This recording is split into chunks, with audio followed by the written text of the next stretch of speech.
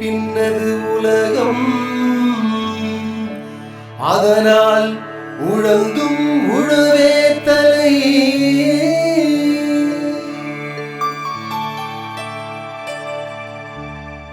நான் ஒரு பட்டதாரி, எம்ஏ பிஎட் எம்ஃபில், ஒரு ஆசிரியர், கல்லூரி பேராசிரியர் அளவுக்கு நான் படிச்சிருக்கிறேன். இப்போ பிஹெச்டியும் ஜாயின் பண்ணியிருக்கிறேன். அதனால் வந்து பார்த்திங்கன்னா ஒரு வேளாண்மையை வந்து நம்மளால் வந்து ஒரு நுணுக்கமான முறையில் நம்ம செஞ்சோம்னா எவ்வளோனாலும் நம்ம வந்து இதில் மகசூல் அடையலாம், எவ்வளவோ பயனடையலாம் அப்படின்றத. இப்போ வந்து கிட்டத்தட்ட பார்த்திங்கன்னா நான் வந்து எங்கள் அப்பா விவசாயம் பண்ணுறதுலேருந்து கிட்டத்தட்ட நான் வந்து ஒரு அவர் கூட வந்து எனக்கு 37 வயதாகிறது. நான் வந்து பார்த்தீங்கன்னா ஒரு 10 வயதிலிருந்தே வந்து பள்ளி படிக்கும்போதுலேருந்து எங்கள் அப்பா கூட வந்து என் தந்தை கூட இந்த விவசாயத்தை வந்து பார்த்துட்ருக்கேன். அவரும் வந்து நல்ல ஒரு விவசாயத்தில் நுணுக்கமான ஒரு விவசாயி. தந்தை தாய் பண்ண ஒரு விவசாயத்தை விட நம்ம வந்து படித்திருக்கிறோம். நம்ம வந்து இதை ஒரு வித்தியாசமான முறையில் நம்ம செய்யக்கூடிய பயிரை பார்த்து மற்றவங்களும் மற்ற விவசாயிகளும் பயனடையணும்.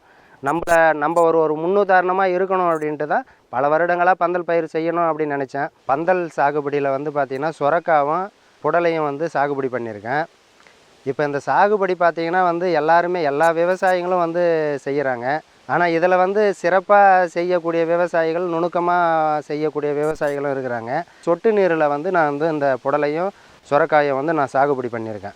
330 குழி 50 சென்ட் பரப்பளவில் பண்ணியிருக்கேன். ஒவ்வொரு குழிக்கும் வந்து தனிப்பட்ட முறையில் வந்து அந்த பட்டன் சிஸ்டம், அந்த சிஸ்டத்தை வச்சு கரெக்டாக நேரடியாக அந்த வேருக்கு போயிட்டு தண்ணி இறங்குற மாதிரி நான் வந்து இந்த வந்து நீரை வந்து நம்ம எவ்வளவு வந்து சேமிக்கலாமோ அந்த அளவுக்கு வந்து நம்ம நீரை வந்து சேமிக்கலாம். இப்போ எங்கள் மாவட்டம் பார்த்திங்கன்னா விழுப்புரம் மாவட்டத்தில், அதுவும் எங்களுடைய கிராமம் பார்த்திங்கன்னா ரொம்ப ஒரு வறட்சியான ஒரு ஏரியா. கிணத்து மூலியமாக இருந்து தான் நீரை எடுத்து நாங்கள் வந்து இதை பயன்படுத்துகிறோம். அந்த நீரை வந்து பார்த்திங்கன்னா ஒரு 5 அடி 6 அடி இருக்கக்கூடிய கிணத்துல இருக்கக்கூடிய அந்த நீரை கூட வந்து முறையாக பயன்படுத்தணும். இப்போ நான் வந்து பார்த்திங்கன்னா அந்த 5 அடி 6 அடி உள்ள நீரை வந்து இருவேளையும் வந்து நான் வந்து பயன்படுத்துகிறேன் செடிக்காக. ஆனால் வந்து இந்த 50 சென்ட்டுக்கு மட்டும் நான் இப்போதைக்கு பயன்படுத்துகிறேன்.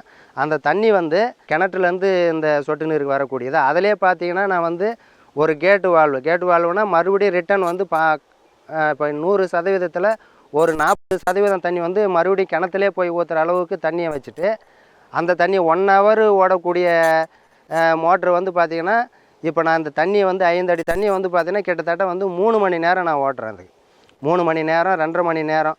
அப்போ வந்து இதை பார்த்திங்கன்னா 3 மணி நேரம் ஓட்டுற தண்ணி வந்து பார்த்திங்கன்னா இதை 2ஆக பிரிச்சுக்கிறேன். 1.5 மணி நேரம் காலையில் 1.5 மணி நேரமும் மாலையில் 4 மணிக்கு மேலே வந்து பார்த்திங்கன்னா 1.5 மணி நேரம். இதை 3 மணி நேரம் ஆக்கி ஒரு நாளைக்கு 5 அடி 6 அடி தண்ணியை வந்து நான் இந்த செடிக்கு பயன்படுத்தினேன். இப்போ நான் வந்து இந்த 50 சென்ட்டை வந்து நான் 5 அடி தண்ணியை வந்து காவாய் மூலமாக வந்து என்னால் வந்து நீர் பாய்ச்ச முடியாது.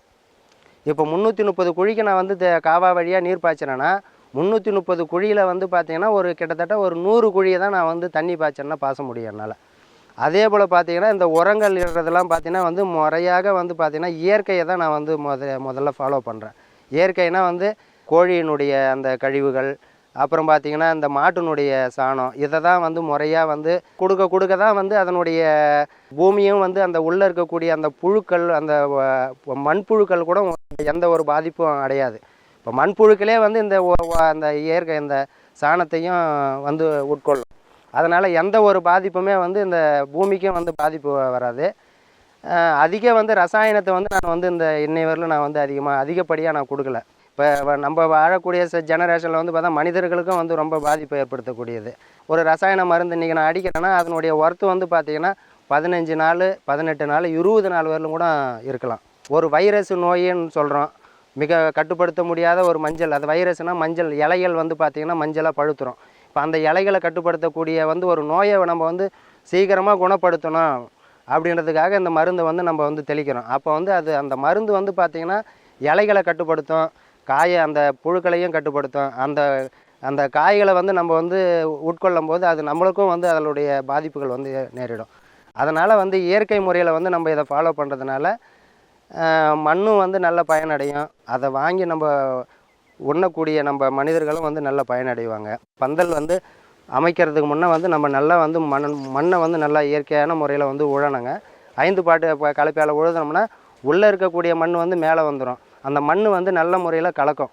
கலந்ததுன்னா பார்த்திங்கன்னா மறுபடியும் என்ன பண்ணுவேன், இன்னொரு முறை ஒரு மாதம் கழித்து வந்து பார்த்திங்கன்னா இந்த கோரைகள்லாம் இருக்கும். அதனால் வந்து இந்த 5 பாயிண்ட் கலப்பையில் உழுததுக்கப்புறம் அந்த கோரைகள் வந்து மறுபடியும் சாகிறதுக்காக இன்னொரு முறை ஒரு 25 நாள் கழித்து மறுபடியும் நான் வந்து இதை அந்த வெய்ய நாளில் நான் வந்து அதை உழுதேன்னா அந்த கிழங்குகள்லாம் வந்து பார்த்திங்கன்னா வந்து செத்து போயிடும். அந்த கிழங்குகள்லாம் வந்து செத்து போச்சுன்னா களை எடுக்கக்கூடிய அந்த தன்மை வந்து நமக்கு வந்து குறையும். அதை முதல்ல செஞ்சுட்டு நம்ம வந்து என்ன பண்ணோன்னா அப்படியே வந்து நம்ம போட்டோம் சொட்டு நீர் அமைச்சோம் இருக்கிற தண்ணிக்கு 50 சென்ட்டுக்கு வந்து அப்படியே சாகுபடி பண்ணிடக்கூடாதுங்க. அதில் பார்த்திங்கன்னா வந்து நம்ம தேவை அந்த மருந்து போடுறதுக்கு பதிலாக அந்த ரசாயன மருந்தை நம்ம உரம் இடுறதுக்கு பதிலாக பார்த்திங்கன்னா வந்து இந்த வேப்பம் புண்ணாக்கை பயன்படுத்தலாம். நான் வந்து பார்த்திங்கன்னா வேப்பம் புண்ணாக்கை வந்து அடியில் வந்து செடி நட்ட போது அந்த வேப்பம் புண்ணாக்கை இந்த எரு கூட அந்த மாட்டு சாணம் ஆட்டு சாணம் அந்த கோழியினுடைய அந்த சாணத்தில் வந்து மிக்ஸ் பண்ணி ஒரு 15 நாள் வந்து ஒன்றா கலந்து ஒரு குழி போட்டு அதை மூடி வச்சுட்டு ஒரு 20 நாள் 25 நாள் வந்து கழித்து அதை வந்து நம்ம வந்து ஒரு கூடையில் எடுத்து இந்த சொட்டு நீரை பைப்பை பூரா வந்து 50 சென்ட்டுக்கு வந்து அந்த 330 குழிக்கும் அமைச்சிட்டு அந்த ஒவ்வொரு குழிக்கும் பார்த்திங்கன்னா இடைவெளி பார்த்திங்கன்னா 6 அடி அளவு ஒரு குழி வந்து பார்த்திங்கன்னா 6 அடி அளவு 6 அடி அளவில் ஒரு குழியிலும் பார்த்திங்கன்னா 4 விதைகள் 3 விதைகள் நடலாம். இந்த விதை நட்ட 9ஆம் நாள் செடி நல்லா வெளியே வந்துடுங்க. அந்த செடி வெளியே வந்ததுக்கப்புறம் வந்து பார்த்திங்கன்னா அது நம்ம அடியில் வந்து பார்த்திங்கன்னா இந்த ரோக்கரும் ரசாயன கொல்லி அடிப்பாங்க. நம்ம அதுக்கு பதிலாக நம்ம என்ன பண்ணலாம், இந்த மாட்டினுடைய கோமியமோ வேப்பம் எண்ணெயும் இதை ரெண்டுமே வந்து நம்ம கலந்து இதுக்கு வந்து தெளித்தோம்னா அதுக்கு பதிலாக இதனுடைய அந்த அந்த சிகப்பு வண்டுகள் வந்து அந்த இலைகளை துளை போடாமல் செடியை வந்து வளர விட்டுடும்.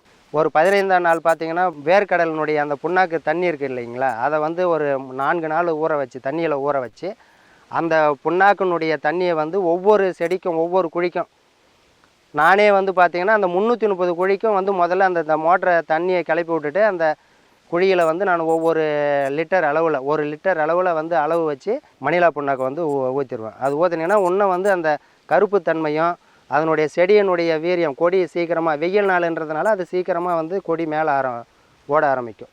அப்படி ஓட ஆரம்பிக்கிற டைமில் பார்த்தீங்கன்னா அது என்ன பண்ணணும், கொடி வந்து கீழே வந்து வளர்ந்து கீழே விழுந்துடக்கூடாது. அது என்ன பண்ணால் அந்த கொடி பந்தலின் மேலே அமைச்சிருக்கேன், அந்த கொடி வந்து மேலே போகணும், போயிட்டு நல்லா வந்து படரணும். அதுக்காக என்ன பண்ணணும்னா இந்த ஈச்சம் கொத்து ஒரு கொத்து வந்து 330 கொத்து வாங்கிட்டு வந்து அந்த ஒவ்வொரு குழியிலும் வந்து அந்த ஒவ்வொரு ஈச்சங்கொத்தை வந்து சொறி விட்டணுங்க.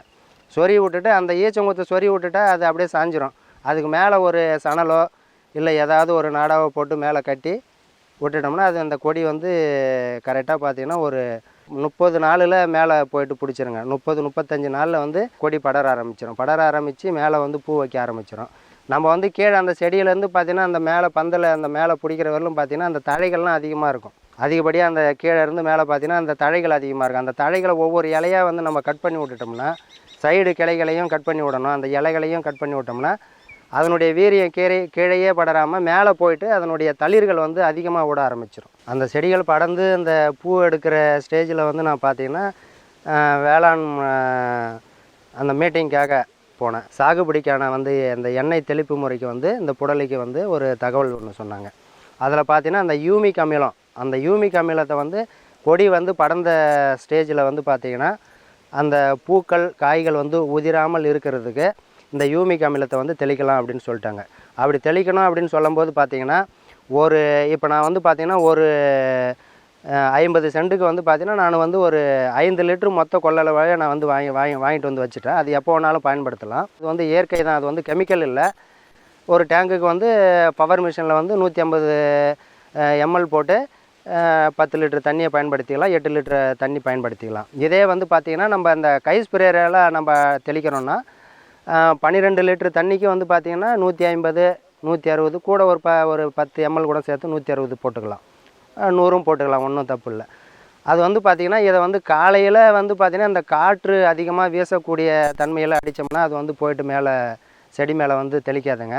அது வந்து காற்று இல்லாத போது காலையில் ஒரு 6:30 7 மணிலேருந்து ஒரு 8 மணிக்கு உள்ள காற்று அதிகமாக வந்து அடிக்காது. அந்த டைமில் வந்து நம்ம ஸ்ப்ரே பண்ணோம்னா நம்ம மேலேயும் மருந்து படாமல் செடி மேலே நல்லா ஒரு இடம் விடாத வந்து அந்த மருந்து வந்து தெளிக்கலாம். அந்த தெளித்த முறையில் தெளித்த நாள்லேருந்து பார்த்திங்கன்னா செடியினுடைய தன்மை வந்து பார்த்திங்கன்னா நல்லா கருப்பு தன்மையாக மாறும். பூக்கள் வந்து வைத்த பூக்கள் வந்து உதிராது. அந்த காய்கள் வந்து வெய்ய நாள் தான் இது, காயும் வந்து பார்த்திங்கன்னா கருகாது. நல்லா வந்து ஷைனிங் நல்லா பாலிஷாக இருக்கும். காய் பார்த்தீங்கன்னா நல்லா அப்படியே வந்து ஒரு நல்ல ஒரு பார்க்குறதுக்கே நமக்கே வந்து இந்த காயை வந்து போகும்போதே ஒரு கவர்ந்திருக்கக்கூடிய தன்மைகள் வந்து நம்மக்கிட்ட கிடைக்கும். அந்த அளவுக்கு வந்து அந்த காயினுடைய தன்மை வந்து இருக்கும். முடக்குகள்லாம் வராது, நல்லா நீளமாக வரும் அந்த காய். அந்த பூச்சி தாக்குதல் வந்து அதிகமாக இருக்காது. 15 நாளுக்கு ஒரு முறை வந்து இந்த மருந்தை வந்து நம்ம தெளிக்கலாம். 15 நாளைக்கு ஒரு முறை நம்ம இந்த மருந்து தெளித்தோம்னா நல்ல மகசூல் கிடைக்கும்.